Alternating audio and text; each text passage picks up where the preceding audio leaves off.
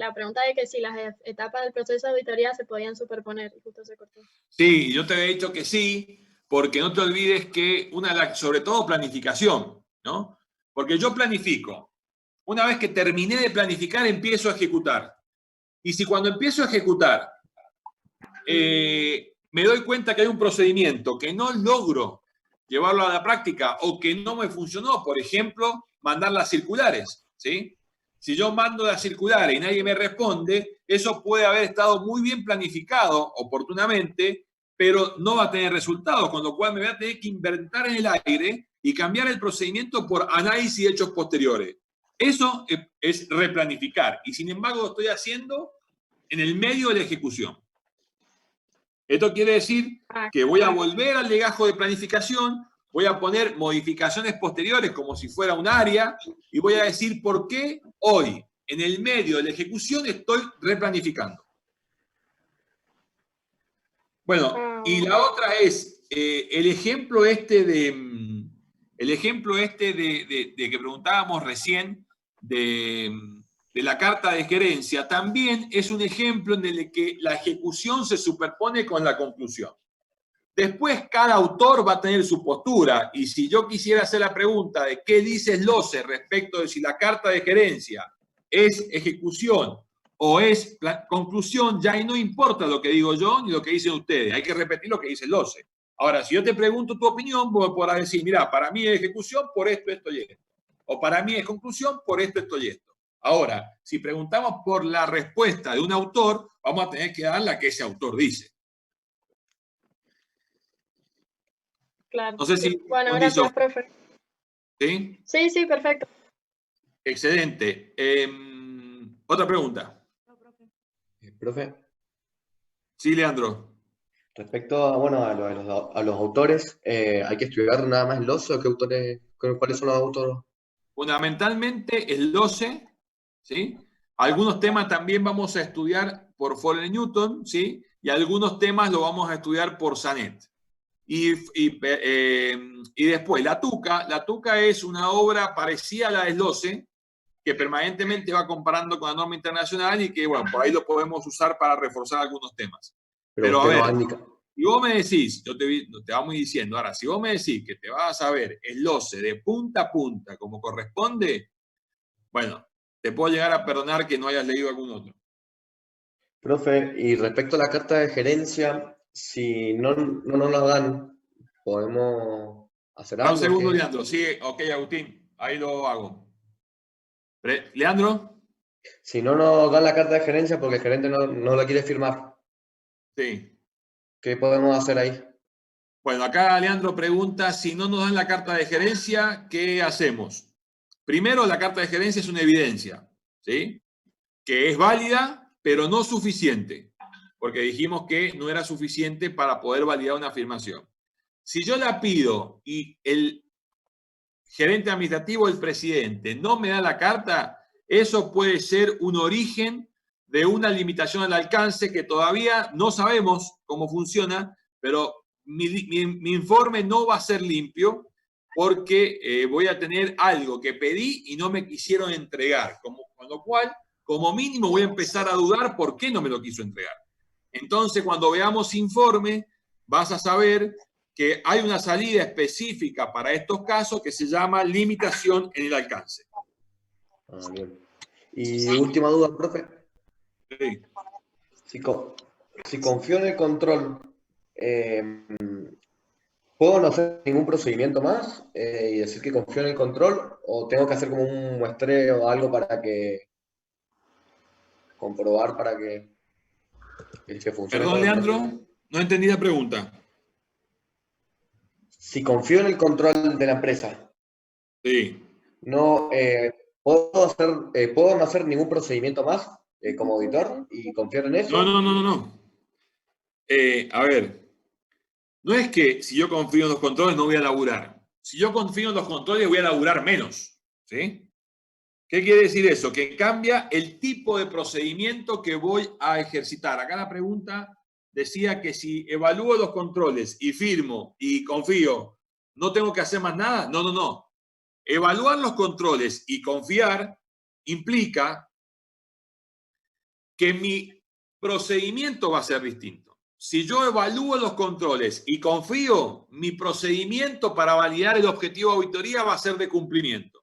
Ahora, si yo evalúo los controles y no confío, ¿sí?, mi procedimiento va a ser sustantivo, pero en ambos casos tengo algo para hacer. No sé si quedó claro. Sí, ¿Sí? gracias.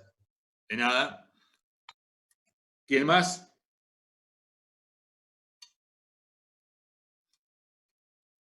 ¿No hay más preguntas? Profe. ¿No vamos a dormir la siesta? Ah, no puedo hablar. Sí, Victoria, te escucho. Ah, sí. Pensé que no sé. Ayer, terminando la clase, usted dijo que el muestreo se puede ubicar en la etapa de ejecución o planificación. Y en la recta que hicimos solo lo ubicamos en ejecución. ¿En qué momento estaría en planificación?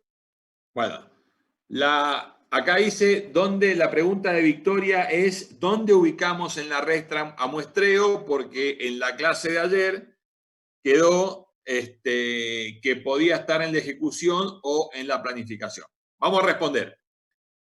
La RT37, por la forma en que está escrita, mete al muestreo dentro de la ejecución, ¿sí? Porque dice, ¿cuáles eran los pasos, la clase de anteayer? ¿Cuáles eran los pasos para la formación del juicio profesional? Primero, conocer el cliente. Después, identificar el objeto a ser examinado. Tercero, determinar la significatividad. Cuarto, planificar. Y quinto, ejecutar los procedimientos o reunir evidencia. Quiere decir que acá empezó la ejecución. Y dentro de esto hablaba de evaluar los controles para saber si mi enfoque iba a ser de cumplimiento o sustantivo. Ahora, si nosotros en vez de pararnos en la RT37, nos paramos en la doctrina de SLOCE, que es otra cosa que vamos a estudiar perfecto, las dos cosas, RT37 y SLOCE, tenemos que saber a la perfección. SLOCE dice que la planificación termina con los programas de trabajo. Y ahora los invito a que vayamos a retroceder, vamos a retroceder en la recta. Programa de trabajo, conjunto de procedimiento. Antes que hubo la selección de procedimientos y antes que hubo la determinación del enfoque para saber si era cumplimiento o sustantivo, antes que debió haber la evaluación de controles. Con lo cual, para resumir, por cómo está escrita la 37, la evaluación de controles es parte de la ejecución. Por cómo lo explica SLOCE es parte de la planificación, ¿sí? Sí.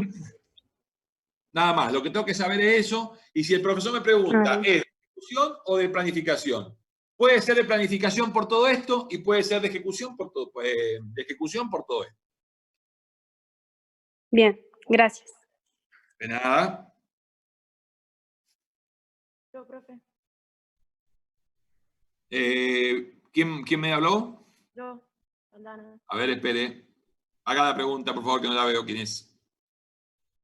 Es una pregunta sobre primera auditoría. Bien fuerte, por favor, Aldana. Es una pregunta sobre primera auditoría. Otra vez primera auditoría, a ver.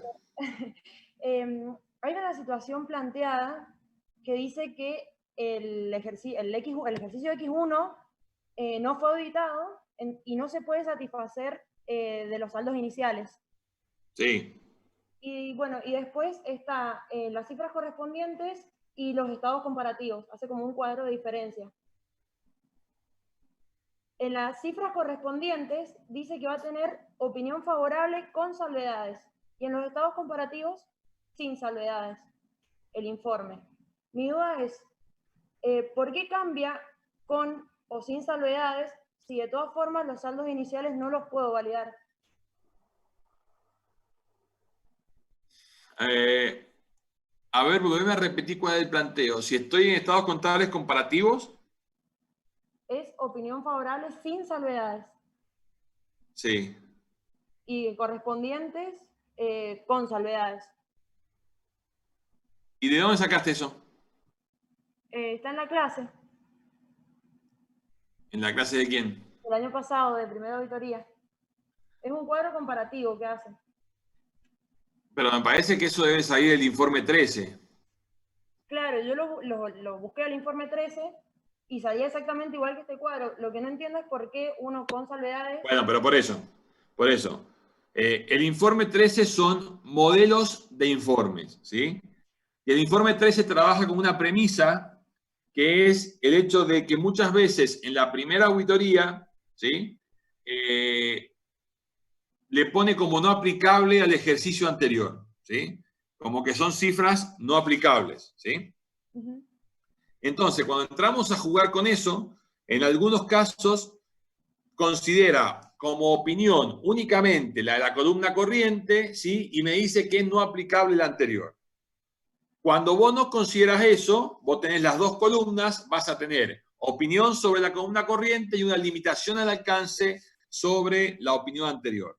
Vamos a despejar el tema. Independientemente cuál sea la modalidad de redacción sugerida por el informe 13, vamos al tema en sí.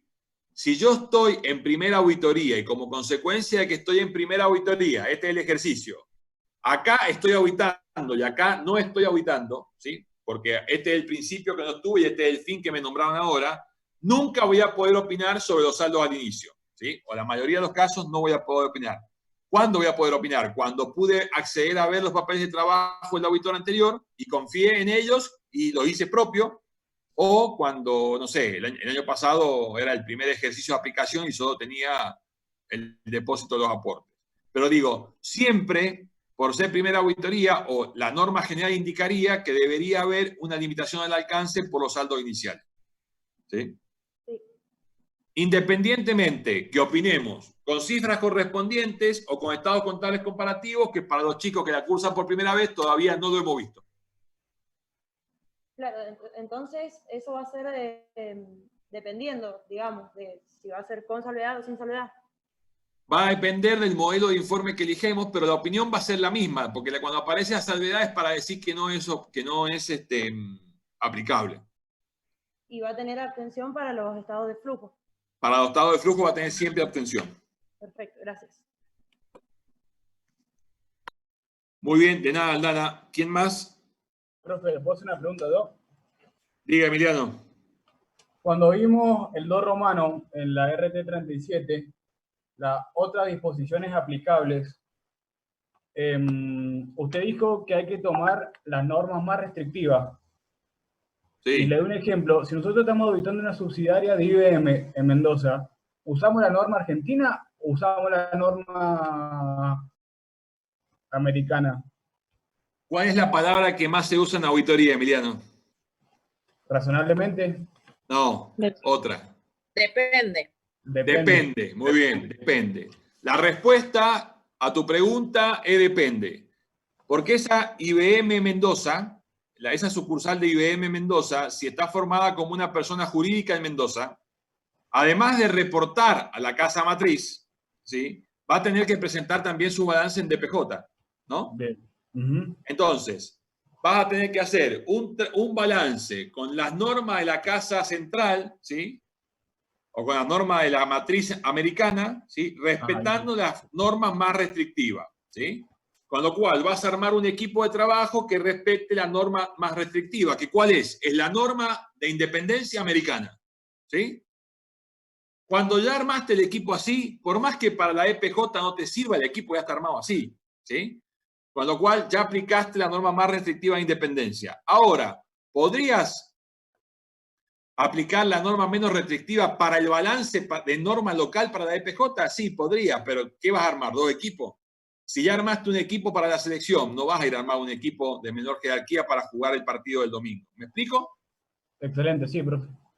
Entonces digo, si ya tuve que armar el equipo, si ya tuve que armar una selección que cumpla con los requisitos más exigentes para el balance de la norma americana, ya la auditoría es el mismo proceso para los dos, con lo cual el equipo va a estar en condiciones de cumplir con la norma más restrictiva. Ok, bien. Bien, profe. Gracias. De nada, Emi. ¿Quién más?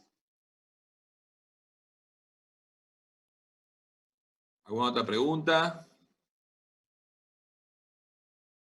Los muchachos de la otra reunión, ¿alguna otra pregunta? Están muy callados de este lado. Bueno, profe, yo hago otra. Dale, Emi. vio, profe, cuando teníamos la falta el alcance de las incompatibilidades, fue cuando había un estudio y habían dos socios y un socio no cumplía con el requisito de independencia. Podría Sí. ser, por ejemplo, que haya un socio A y un socio B, y el socio B no cumple con el requisito de independencia. ¿El Sí. socio A podría formar otro estudio con un socio C y poder tomar el trabajo? ¿O el socio A queda inhabilitado ya? Pero disuelve el estudio A. No, simultáneamente. No, porque a ver, ¿cuál es el tema que inhabilita al otro? ¿El ser socio? No, el affecto societatis. Sí. Ese sentimiento que me hace que yo por algún motivo me una con uno y no con otro. ¿Sí? Ah, bien. Ese sentimiento sigue estando, por más que sea en dos sociedades distintas. ¿Sí? Ese contador sigue siendo socio mío, aunque no sea en el estudio. ¿Me explico? Sí. Sí. Digo, no entraría por la incompatibilidad expresa de la norma que dice cuando sea un estudio asociado, pero igual entra una causal de falta de independencia por ser socio. Ok. Entonces tengo que romper con ese estudio y crear una nueva sociedad, digamos. Sí, lo que hacen generalmente los estudios es apartar al socio. Por ejemplo, ha pasado muchas veces cuando trabajamos en PwC Argentina, donde algún socio era hermano de un presidente de Techín, y mientras duró la presidencia de este señor, este socio se tuvo que ir a país de otro país. Excelente, profe. Gracias. Es decir, que salió de la sociedad, se fue, pasó a ser socio de otra sociedad con otros socios en los que yo no estaba. Ni siquiera es el ejemplo que pusiste vos recién. Ok. Gracias. Ok. Profe, Diga. hablando de independencia, ¿cuál era la diferencia entre la independencia real y la aparente? La independencia, a ver, cuando estudiamos independencia, preguntan cuál es la diferencia entre la independencia real y la independencia aparente. Cuando estudiamos la independencia por la RT 37, aprendimos que decía que los contadores como condición básica deben ser independientes, pero después me definía las causales en las cuales iba a faltar la independencia. Quiere decir que si yo no caigo en ninguna de esas causales, para la norma sería independiente. Y la verdad no sé si es así. La norma dice, si vos no caes en ninguna de estas causales de falta de independencia, entonces sos independiente. Esa es la independencia aparente. ¿Por qué? Si no caes en ninguna de estas causas de falta de independencia, aparentemente sos independiente. Y realmente no lo sé, porque yo podría ser amigo íntimo del dueño de la empresa y la norma no lo prevé. Con lo cual, aparentemente soy independiente, pero realmente no lo soy. Y por eso es que es importante, para entender esta diferenciación, remitirse a la definición. Voy a ser aparentemente independiente si cumplo con la norma. Y voy a ser realmente independiente si yo psicológicamente siento que soy independiente. No sé si me logré explicar, Gise. Sí. Ya sería... El que habla muy bien sobre esto es Fuller Newton. Por ahí, este es el primer tema en el que recomiendo que vayamos a la obra de Enrique, cuando él habla es el único autor que se lanza a escribir sobre esta comparación de independencia real y aparente, porque la norma es muy sencilla y muy corta al respecto. Digamos, la norma 37 dice que el auditor debe ser realmente independiente en la primera parte cuando dice que el contador debe ser independiente. Esa parte de la norma es independencia real. Pero cuando empieza a hablar de las faltas de independencia o de las causales que podrían convertirme en un contador no independiente, eso es una independencia aparente. Es decir, en la norma, ¿están tratadas las dos independencias? Sí. La real en el primer renglón de la condición básica y la aparente en las causas de falta de independencia. Bien, listo. Gracias. De nada, Gise. Profe, yo tengo una pregunta, otra. Sí.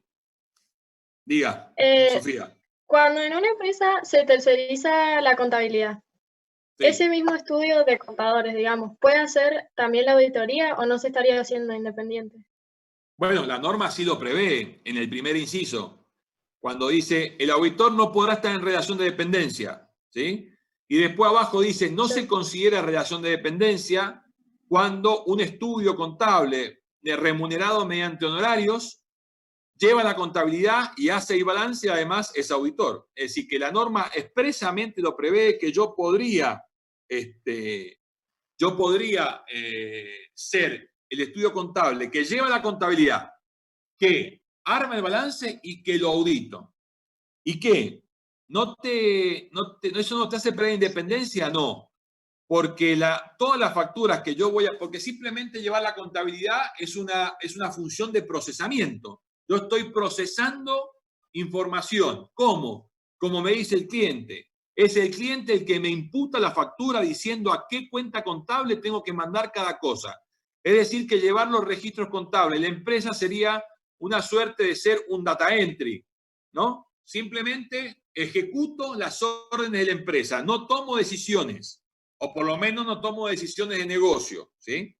Después, a todo eso, que es el sistema contable, y que el sistema contable me da como resultado un balance de saldo, lo transformo conforme a normas técnicas en un balance de presentación, y después lo audito. En Argentina, eso no es perder la independencia.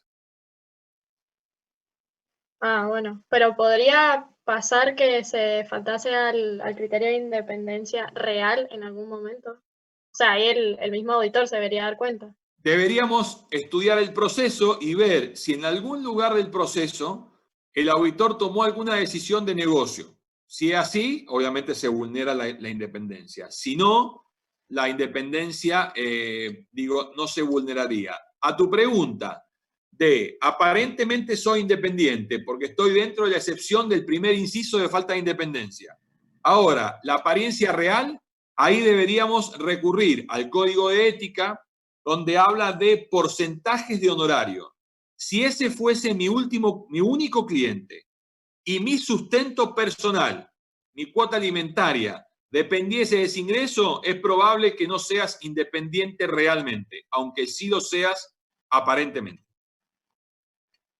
Algunos autores han escrito mucho sobre qué le pasa al auditor cuando logra su primer cliente de auditoría o su primer cliente. Para la mitad de la biblioteca, ese auditor no sería independiente porque prácticamente su vida depende de mantener ese cliente. Y la otra mitad de la biblioteca dice, eso es absurdo, porque quiere decir que nunca en su primer trabajo, nunca el auditor sería independiente. Y ahí empezamos en la discusión de doctrina. Lo que tenemos que tener en claro es cuál es la postura, cuál es la otra y fundarla. Ah, bueno, gracias, profe. ¿Quedó, Sofi, más o menos, o no te veo muy convencida? No, sí, quedó claro. Listo, perfecto. Gracias. Profe, con respecto a lo que ella acaba de preguntar, Sí. sí, Victoria. ¿cómo sería con la carta de compromiso si ese estudio, con el tema de la carta de compromiso que trata SLOCE? Sí. Y tendría que aclarar que el ente es el responsable de los estados contables, siendo que ese estudio fue quien los hizo. No, sí, pero igual. Digamos, Igual se aclara.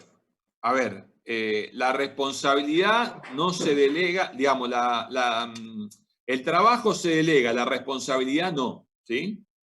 Vos, el día que tengas hijos, vos lo podés mandar a una señora que te lo cuide, pero la responsabilidad final es tuya como mamá, ¿sí? Entonces, esto pasa igual. Los estados contables son responsabilidad de la empresa. La empresa puede optar por hacerlo ella o tercerizarlo, pero no por eso deja de ser responsable. Y en la carta compromiso vamos a decir que eso es responsabilidad de la empresa. Bien, gracias. Profe, una pregunta. Luciana, diga.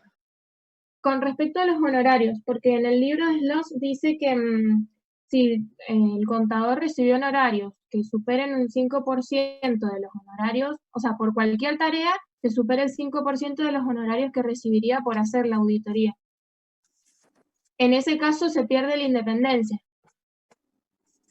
Bueno, pero ¿para quién? Para la doctrina, no para la RT37, ¿sí? Y el Claro. auditor, para ser auditor, tiene que ser independiente conforme la 37. Es decir, que si yo tuviera los honorarios en los porcentajes que vos lo decís, no estaría en una falta de independencia para la norma que es la que me rige. Si alguien me denuncia y entramos en un proceso de controversia, probablemente este inciso de los honorarios me empiece a jugar en contra, ¿sí? Pero bueno, tendremos que ver en ese proceso que cómo es el proceso. Alguien me denuncia en el consejo profesional, en la mesa de entrada se lo pasa a junta directiva lo deriva a la comisión de auditoría y el tribunal de ética estudian la situación y largan un dictamen o una sentencia al mejor estilo juzgado diciendo este profesional sí es independiente o no es independiente. Hasta tanto no haya denuncia, la que manda es la 37, ¿sí? Y para la 37, con el tema de horarios, no serías falto de independencia. O sea que sería como una independencia real. Te estaría afectando la independencia real, pero aparentemente para la norma serías independiente. Bien, gracias. Emi, vos pusiste un chat que dice doctrina. ¿Qué significa? No, nada, porque era que lo que decía el LOCE, eso era pura doctrina y lo puse ahí. Nada. Claro, eso es la doctrina, correcto. Eso es doctrina. La norma, a ver, ¿qué es lo que tengo que observar a la hora de si puedo o no auditar un balance? Ser independiente para la norma. ¿Y cuál es la norma? La 37. Siendo independiente para la 37 no voy a tener problema. Ahora, el código de ética y otras normas de independencia siguieron avanzando en el estudio, pero la norma no lo ha receptado eso. Con lo cual, esa parte entra a jugar si alguien me denuncia. Si no, no se activan. Profe, una pregunta con la carta de recomendación. Esta carta no es una obligación del auditor, solamente la hace como un valor agregado a su trabajo. Correcto. Bien. Eso. ¿Por qué te había surgido la duda? No, porque la estaba viendo acá en el cuadro y no lo había puesto con color y bueno, por si una vez lo preguntan en un examen o... Bueno, ahí gracias por la pregunta y me hace reflexionar lo siguiente. Ojo con estudiar esa parte de apuntes viejos porque la norma a ese respecto cambió, ¿sí? Esta carta antes era obligatoria y ahora dejó de serlo, ¿sí? Aun cuando antes y ahora sigue siendo la misma naturaleza, es decir, es una carta, un subproducto de la auditoría, es un informe secundario que viene a colaborar con el empresario a la hora de que éste sea consciente de las debilidades de control que yo me encontré en el camino que tuve que recorrer como consecuencia de ser auditor. ¿Se entiende, Emi? Hola, profe. Sí. Bien. ¿Alguna Profe. otra pregunta? Yo. Dale, Laurita. ¿Cuál es la diferencia entre remuneración pactada según el resultado o contingente? Bueno, otra vez ya no está por caer, así que los vuelvo a invitar cuando se caiga esta. Como estamos en 70, no hace falta habilitar la paralela, así que vamos todos por acá. Cosas que ya las explicó. ¿Perdón? Sofi, ¿querías decir algo? Bueno, vamos con la pregunta.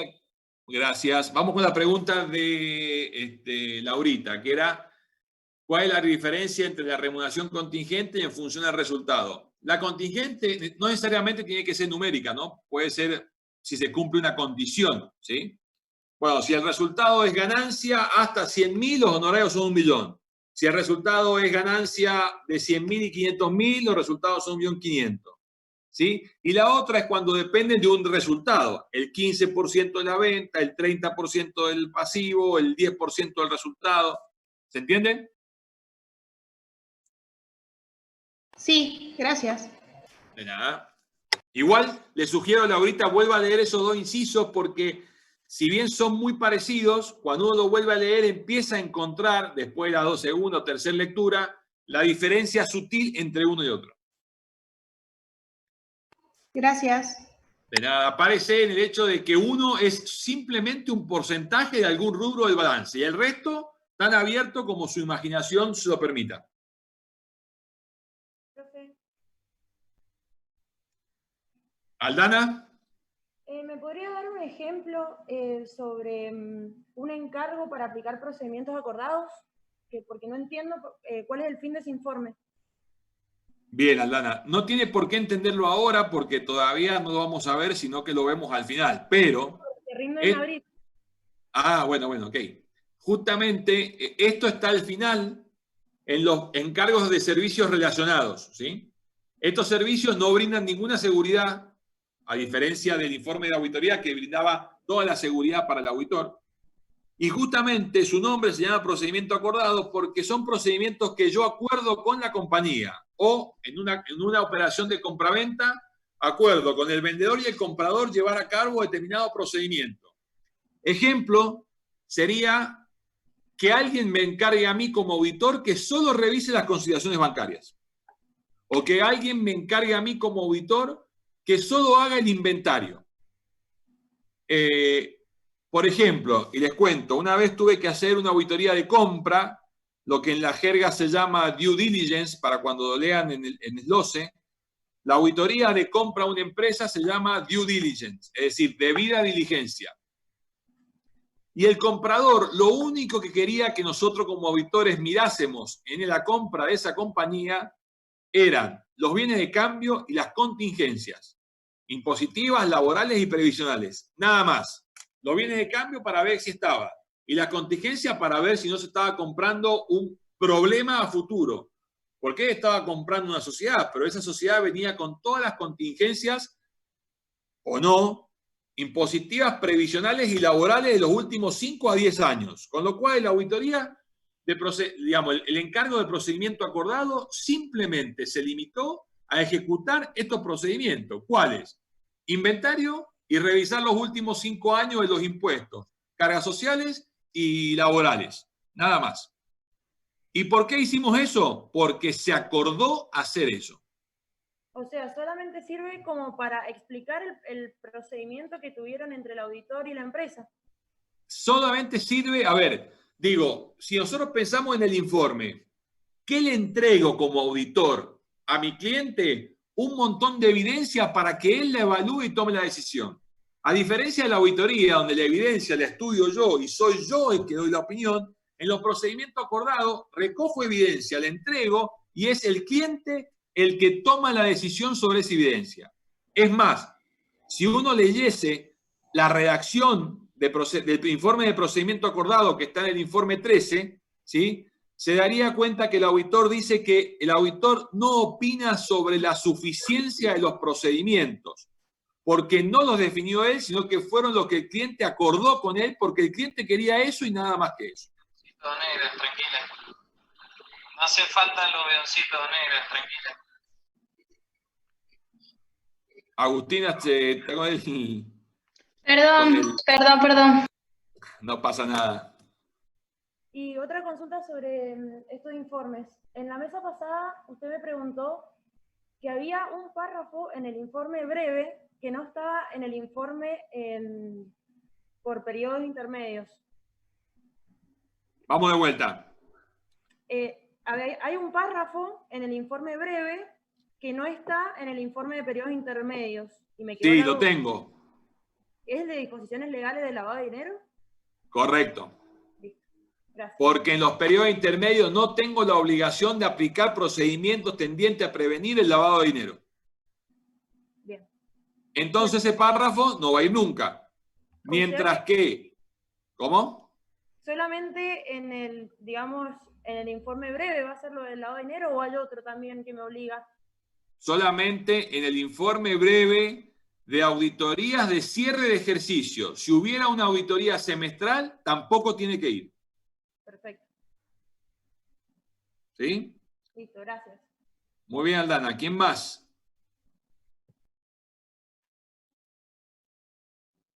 Profe, yo tengo una pregunta respecto a lo que dijo. A ver, Eugenia. ¿Tendría que estar también la disposición del lavado de dinero?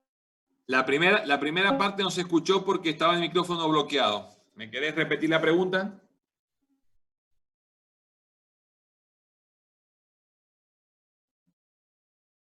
El lavado de dinero también tendría que estar en el informe extenso. Si el informe extenso está asociado a una auditoría de cierre de ejercicio, sí.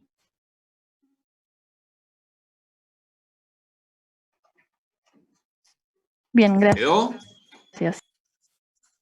Bueno. ¿Quién más? Profe, yo tenía una pregunta. Dale, Agus. Hablando el otro día de lo que era la auditoría interna y externa que se diferenciaba en la posición del sujeto. Uno está dentro de la organización y el otro fuera de forma independiente. Igualmente, el auditor externo podría hacer la interna, o sea, ambas, quedando solamente el interno limitado a hacer esas horas. Sí, correcto. A ver, la auditoría externa es aquella auditoría realizada por un sujeto que es independiente a la empresa y a los entes económicamente vinculados con aquel, y lo ha sido desde el primer día del ejercicio hasta el día en que se emite el informe, por lo menos 1 año y 4 meses como mínimo. Esa es la auditoría interna. La auditoría externa, la auditoría interna es la auditoría que ejerce un sujeto que puede o no ser interno a la compañía, pero que sí debe ser independiente a el sistema que está auditando. Es más, si uno se remite a la definición que dice SLOCE, es toda aquella auditoría que ejerce un funcionario que, aun cuando está en relación de dependencia en la compañía, es independiente del sistema que audita. La empresa, a la hora de decidir cómo va a llevar a cabo la auditoría interna, podría decidir tercerizarla. Y a la hora de tercerizarla, esta podría estar en cabeza del auditor externo o de otro estudio que no tenga nada que ver con el estudio de auditoría externa. Bien, perfecto, gracias. Dígase lo siguiente, Agus. Si la empresa decide tercerizar la tarea de auditoría interna en cabeza de una persona externa, ese auditor interno va a tener más independencia que la norma le requiere o le pide. Bien, perfecto, gracias. De nada. Bueno, ¿cómo venimos? Estamos como casi terminando la consulta, pero no sé si quedan más preguntas porque si no, no renuevo la sesión. No. ¿Estamos como para terminar acá? Sí. Listo, Sí, entonces nos juntamos. ¿Cómo? Sí. Sí. Listo, nos juntamos o nos vemos esta noche a las 8 en la clase. Bueno. Gracias.